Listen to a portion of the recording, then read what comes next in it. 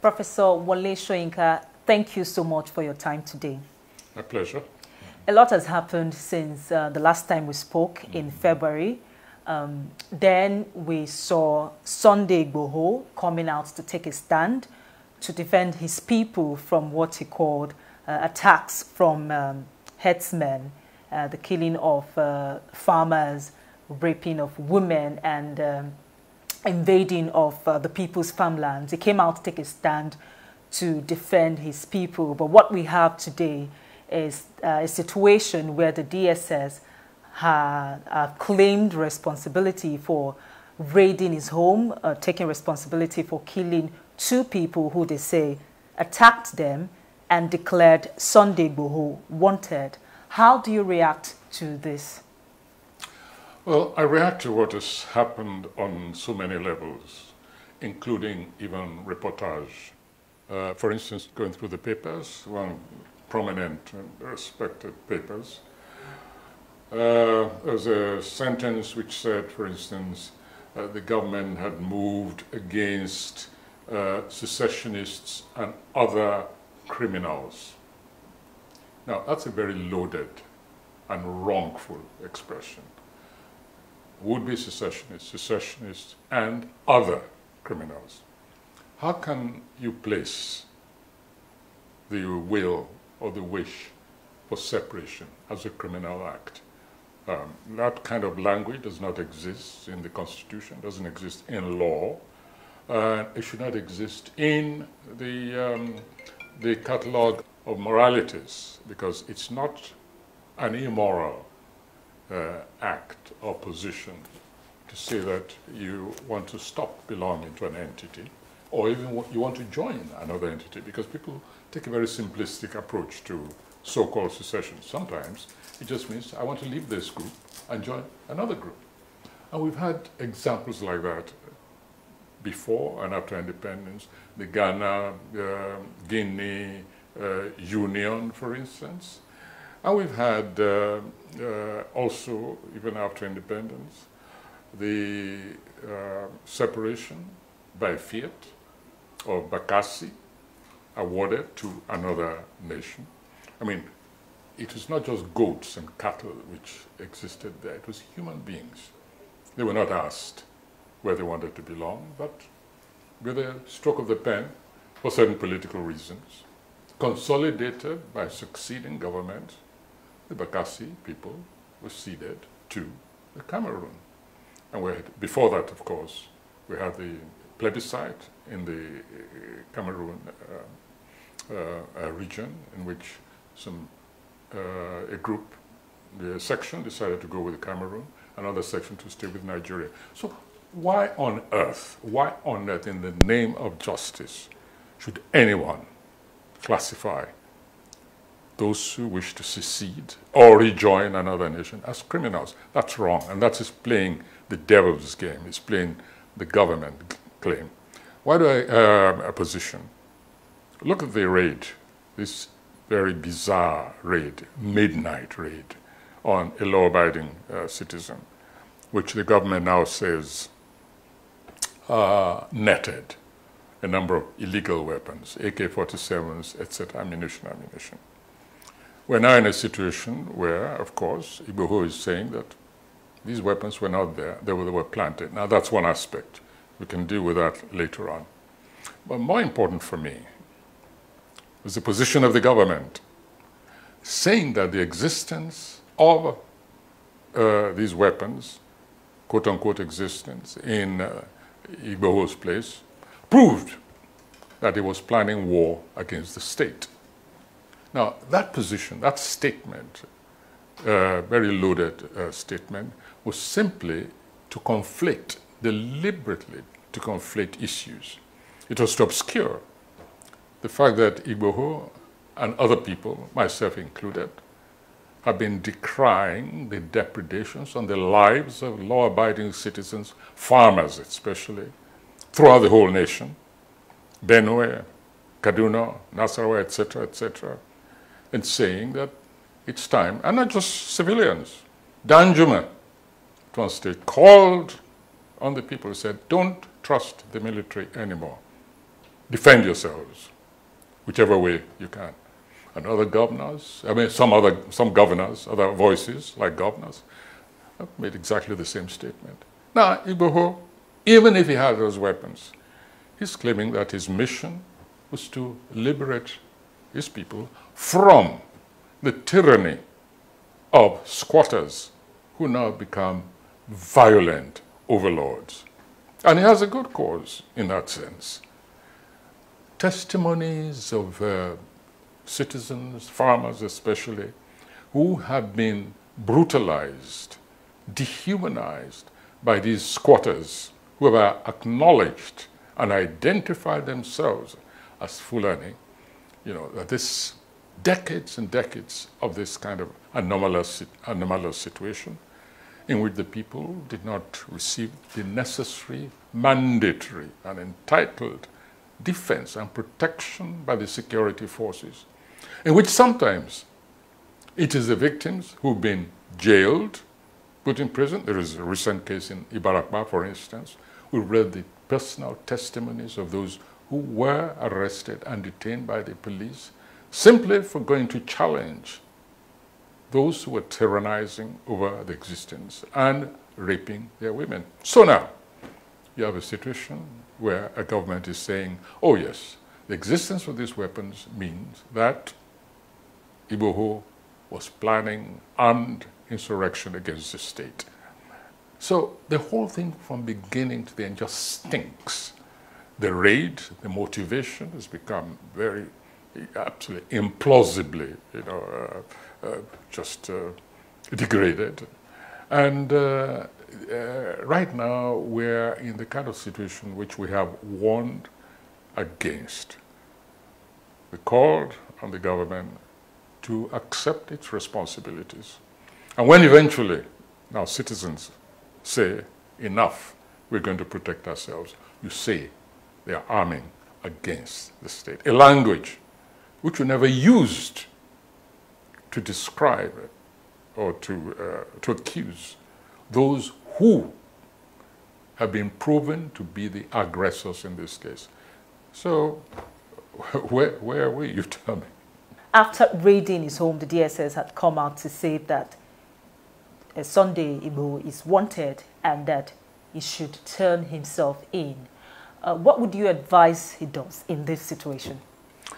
Well, my advice is not even so much Igboho, but to the government, that they should stop pursuing this person as a criminal. Because you have begun by acting in a criminal fashion against him. Because if and when Igboho comes to trial, I guarantee you it's the government which will be very, very embarrassed. Very embarrassed. So it's not even in the interest of the government. I think they should just tell Igboho, we made a mistake. We should not have acted in this way. You are no longer wanted. Please go back to your home. In fact, escort him to his home, you know, quietly, and let him resume his normal life. To declare him wanted. And again, this is another issue of language. I read in some papers, Igboho is in hiding. Well, but more accurately, he's probably just gone underground, you know, to protect himself and perhaps to be able to continue his declared struggle. I'm not talking now about the secessionist aspect of his struggle. No, I'm talking about what Igboho came out to do and which I believe is still his mission in this nation, to protect, defend his own people, and to let the aggressors know that they are not lords of this nation or any section of it, apart from what they are constitutionally entitled to. So I think the government, it's in no interest. If you bring Igboho to trial, you're just going to get mud in your face, clearly. As far as I'm concerned, it's up to Igboho to decide. He knows what the circumstances were. He knows what happened before his people were killed. And he's the only one who can judge, who can decide for himself. I cannot advise him. Yes. The last time we spoke, Professor, you talked about the methods of Sunday Igboho and how that there were concerns around his methods and that there were talks going on and a lot of things going on, that we couldn't see, to make sure that in as much as he was standing for the right thing, that his methods would align with what is also right. So where are we on that? Well, when you talk about methods, for instance, I want to distinguish. There are two very heavy issues on our hands at the moment, even though both allegedly bear the name secession. What igboho stands for is not too dissimilar to what Nnamdi kanu, for instance, stands for. The methods in terms of what we know, what is self-declared by these individuals, the method of Kanu, for instance, is very different from the method which we are able to ascribe to igboho up till now. Not what the government is alleging, but up to now, igboho has joined others, for instance, in holding rallies all over the country. There has been no accusation of any violence, none whatsoever. Guns have not been fired, houses have not been burnt. Okay, after he went and told this herdsman who was accused of things, told him leave town, there's no evidence that he was responsible for the violence that followed. They claim that some houses were burned afterwards. But it was proven that all this took place after he left. Nothing has been able to attach to him in terms of violence. So we have that approach to what you might even call a meeting of minds. And we have to separate all those things, just as we must separate the principle of separation from whether we actually want it. Let me make this quite clear, because very often this is conflated and it makes discourse very, very difficult. It's first of all the issue of the right of a people to secede or not secede, to amalgamate or not amalgamate. That's one thing. And for me, that is incontrovertible. People are born free as individuals and as groups, as community. They have historic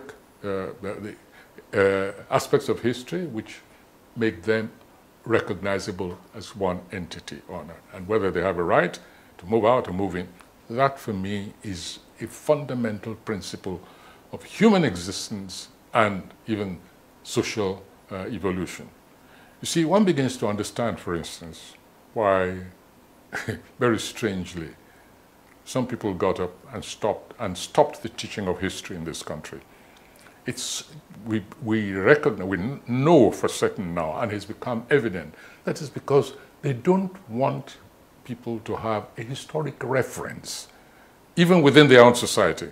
In other words, if they studied history, they know that they don't even have to go back centuries. They don't even have to go outside to Asia, to Europe, whether you're talking about England, the Irish and the Welsh, or the Bretons in France, or the Catalans in Spanish. You don't even have to go out.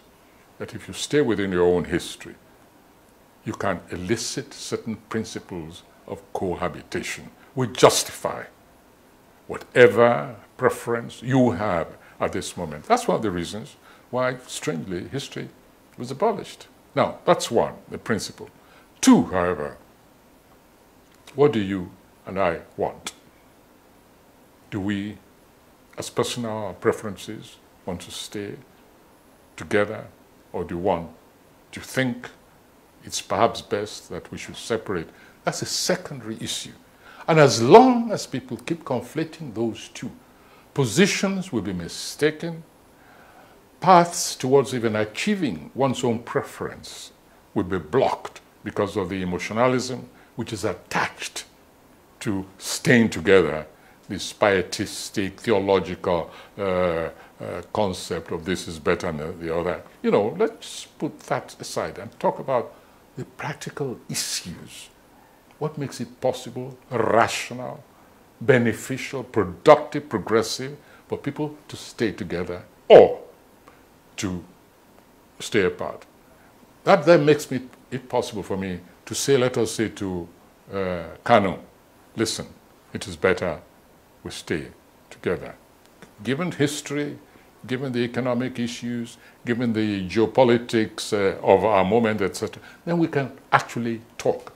But there can be no discourse if you keep thundering against all evidence, against history, against contemporary realities all over the world, saying the sovereignty of Nigeria is non-negotiable. You're saying there's no discussion. And that's when people like Igboho, they transit from merely defending themselves against internal enemies, especially when they see that those internal enemies appear to be supported by the state, by the force of the state. That's when they then transit from that situation of direct, focused, internal obstacle, and then transit to say, okay, enough is enough, let's go.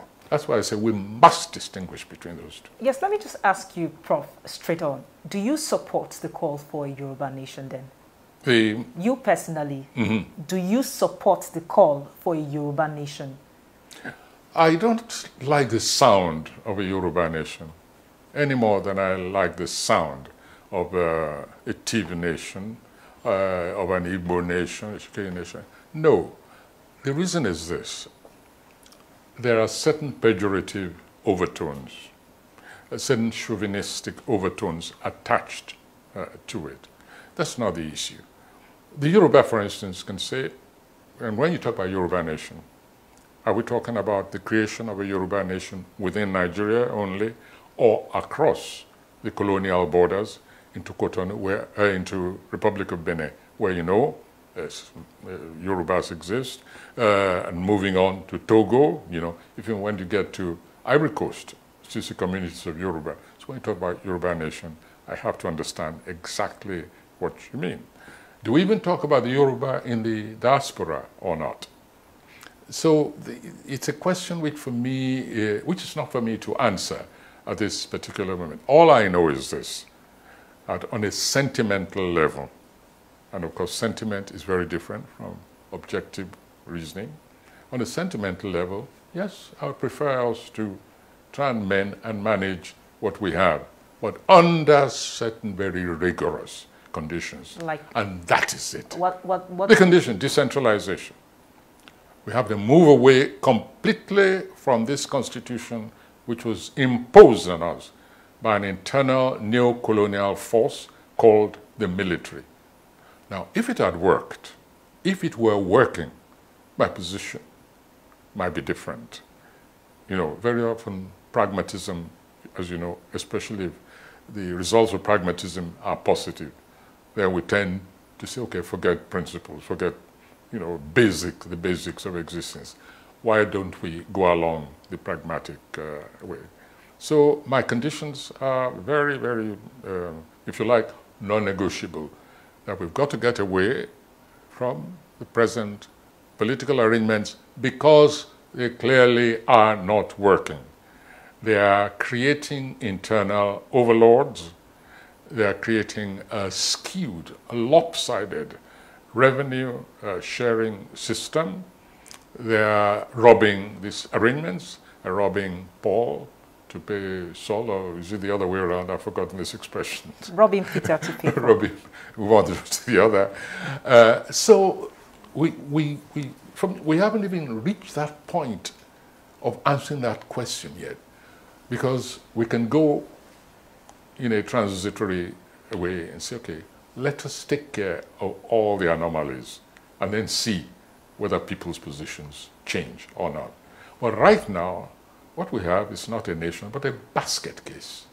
It's a real basket case, which is just shriveling and disintegrating all over the place, and all the contents are spilling over the basket. And all we're trying to do is say, oh, hold it there, grab it there, cover it there, cover that leak, and so on. A nation can't continue like this. It's obvious. And some people are more impatient than others. That's all. Let's talk about the arrest of the leader of IPOB. How did you respond to that? Well, Nigeria, for me, it's not for me to tell the government to prepare itself, because there's going to be a huge squawk when the truth about how Kanu was arrested, when the truth comes out.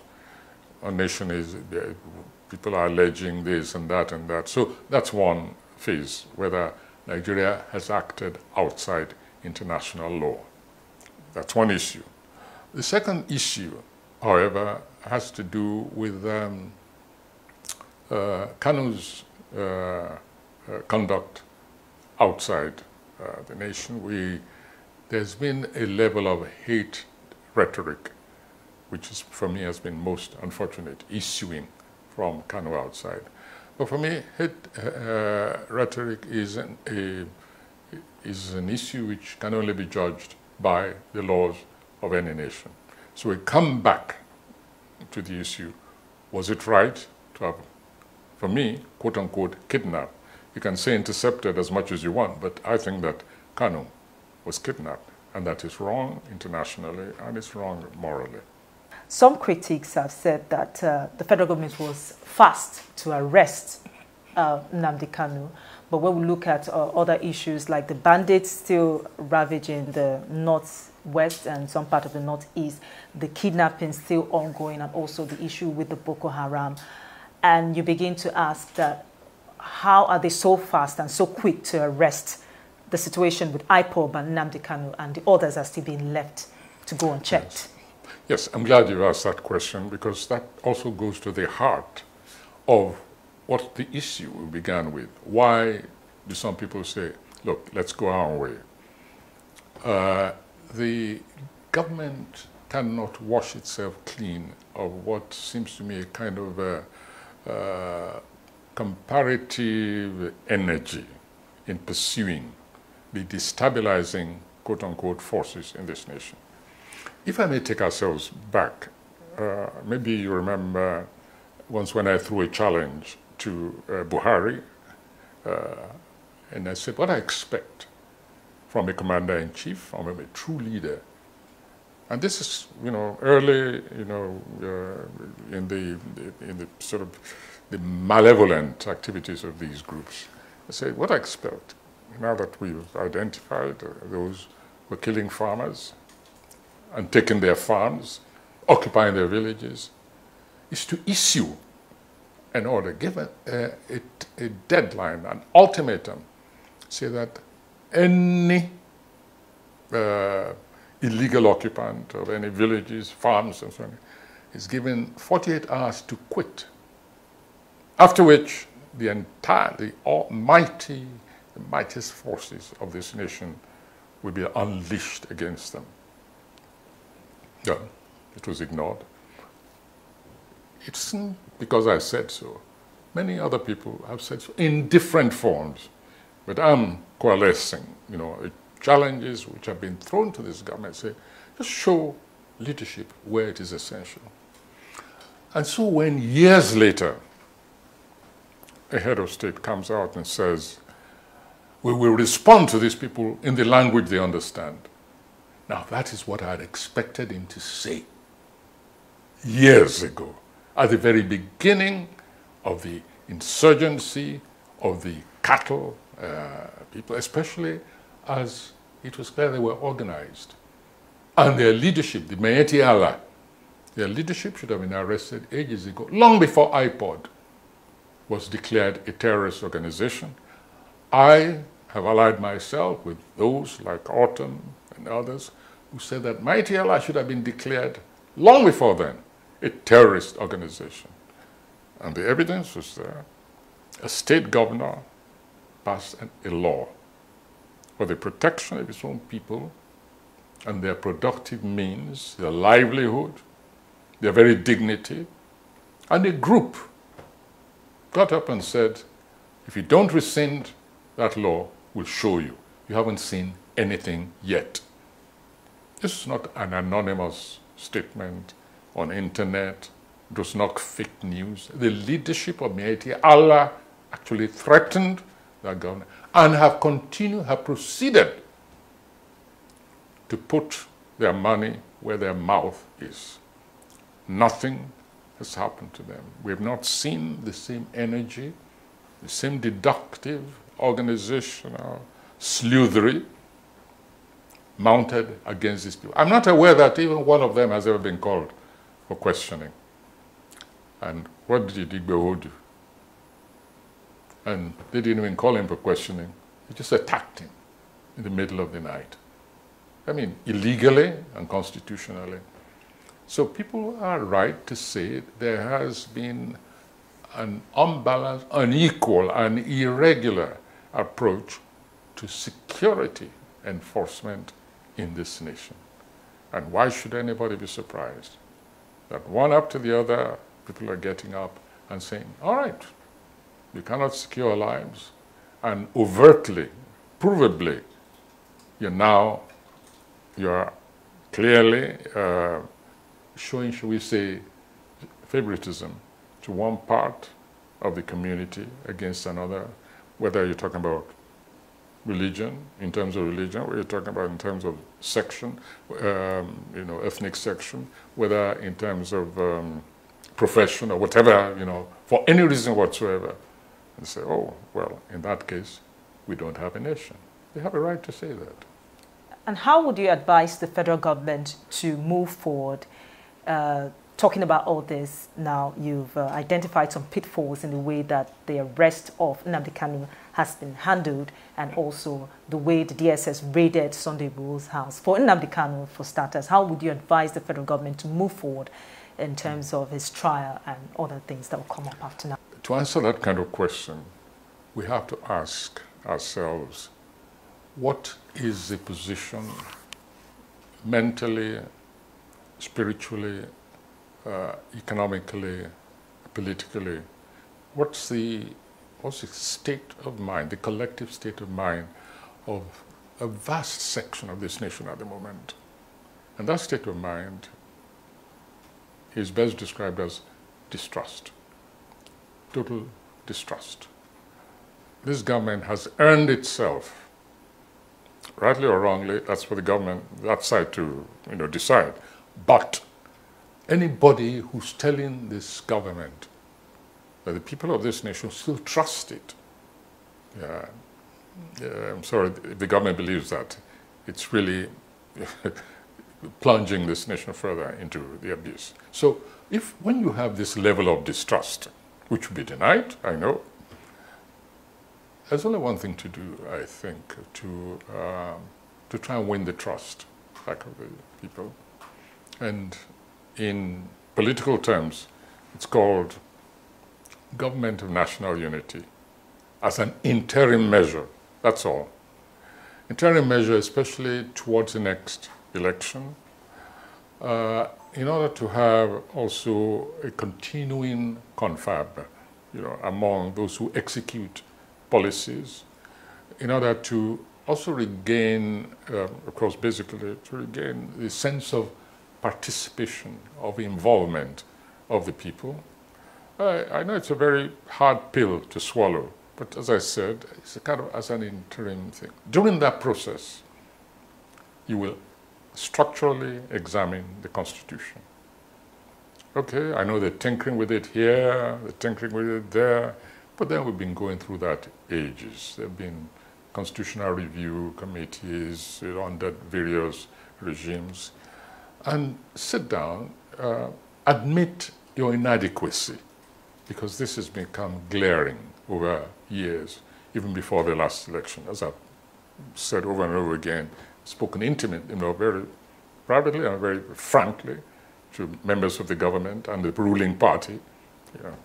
And the distrust is too deep. And I believe that it's only a confab which operates through a government of national unity as an interim measure, which can actually just suggest, offer a sliver of hope for the continuity of this nation.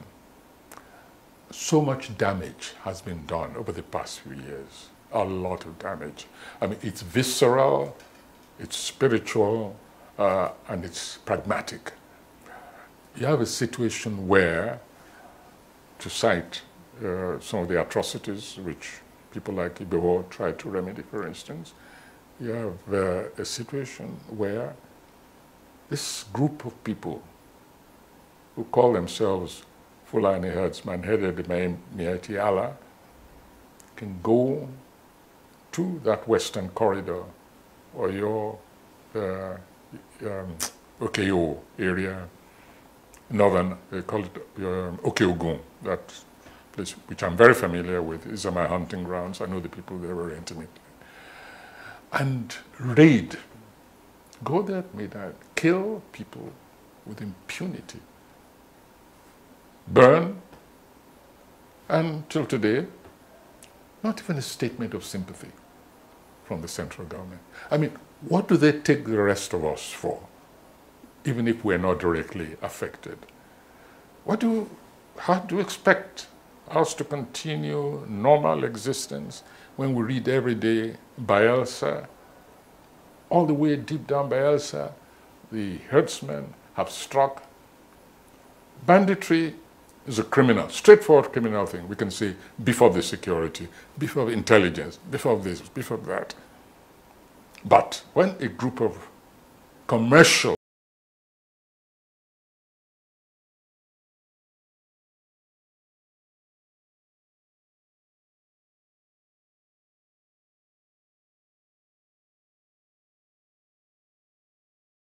encouraging and actually facilitating their aggressive penetration through attempts, legislation like what I call aggressive accommodation, like Ruga, for instance. And we see attempted legislation like the control of water resources throughout the whole nation. The suspicion is so deep. You see, is this centralist program, even as we're crying federal, regionalization, decentralization, policies are being mounted, some successful, some sneaky, which the nation may be not aware of yet, but others just shut down, you know. One notorious example, which I cited earlier, even taking advantage of a pandemic like COVID to try and control relationships between states. I hope you remember that when I actually spoke and I said, wait a minute, you can control the borders of the country, but don't touch the strategies of containment between states. You have no authority over that. We're not at war. That's what I said at the time. One stupid voice, you know, responded to me and said, oh, we're at war. COVID is war. Somebody in the Americas said it's at war. I'm not talking metaphorically. I'm saying we're not at war. And therefore, just leave these very intimate control strategies to the states and mind your central business. Let me just ask this question on a final note. Nnamdi Kanu, the leader of IPOB, arrested. Sunday Igboho, taking a stand to protect his people somewhere in the west, in Oyo State, Ibadan, has been declared wanted. What do you think will happen next? Do you see a situation where we'll have more Sunday Igbohos, more Nnamdi Kanus arising from the west, the east, the south?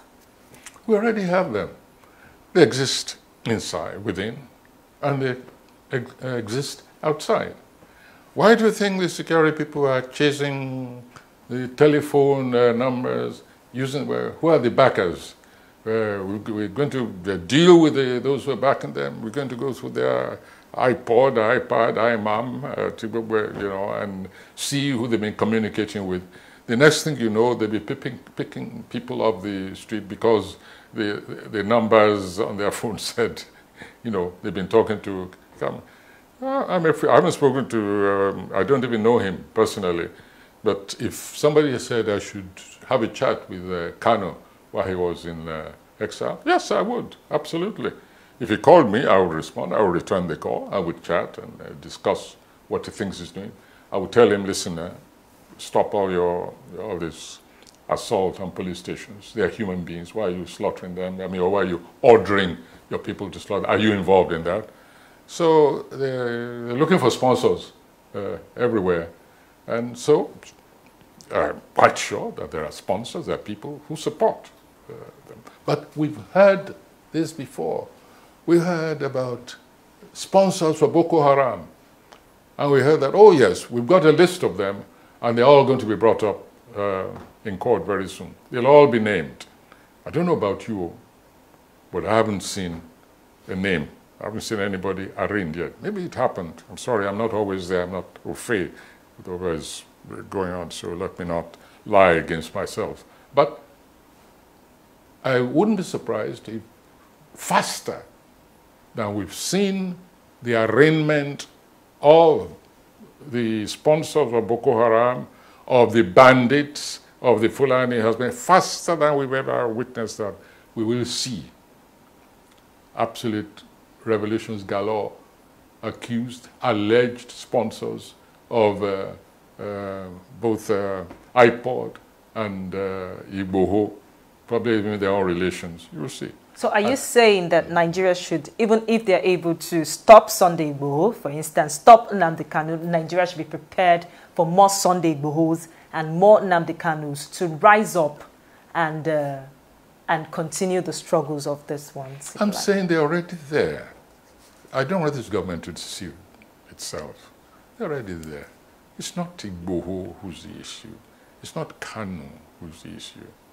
It's a collective distrust, disenchantment.